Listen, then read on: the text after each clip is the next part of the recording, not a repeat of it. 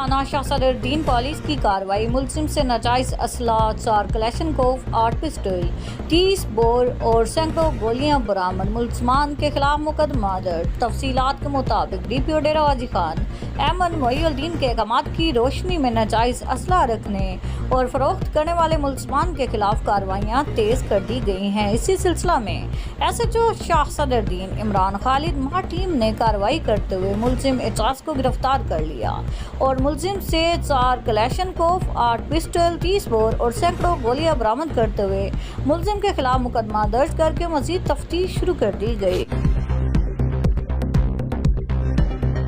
Commissioner DG Khan division doctor Nasir Mahmood Bashir की जेर सदारत वीडियो लिंक इजलास मुनक्किद हुआ, जिसमें कपास की काश्त के मराइल का जायजा लेते हुए हदायत जारी की गई। कमिश्नर DG खान ने डिवीजन में 7,53,000 एकड़ रकबा पर कपास काश्त हदफ हासिल करने के लिए डिप्टी कमिश्नर्स को ज़ाती दिलचस्पी लेने की हदायत जारी की।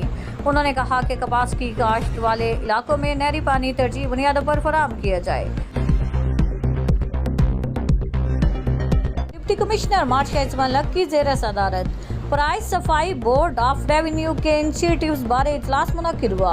असिस्टेंट कमिश्नर्स, प्राइस मजिस्ट्रेट्स और मॉनिटरिंग अफसरान की प्राइस चेकिंग जारी रखने का हुक्म। तमाम मुतल्लिका चेकिंग अफसरान से सफाई सुथराई बारे रिपोर्ट तलब। डीपीओ डेरा गाजी खान अहमद मोईउद्दीन की हदायत पर जिला भर के तमाम शोधा के बच्चों और लवाकिन में ईदियो गिफ्ट तकसीम। इस हवाले से डीपीओ अहमद मोईउद्दीन का कहना था कि तमाम शोधा आज भी हमारे दिलों में जिंदा हैं और इनकी कुर्बानियों को कभी फरामोश नहीं किया जा सकता। इन सब की कुर्बानियों की बदौलत ही अमन कायम हुआ है।